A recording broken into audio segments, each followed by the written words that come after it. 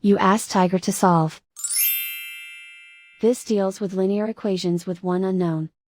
The final result is x equals -2/5. Let's solve it step by step. Simplify the expression. Expand the parentheses. Group all constants on the right side of the equation. Add 2 to both sides. Simplify the arithmetic.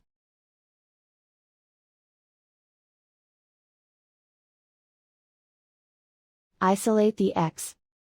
Divide both sides by -5. Cancel out the negatives. Simplify the fraction. Move the negative sign from the denominator to the numerator. And so the final result is x equals -2/5.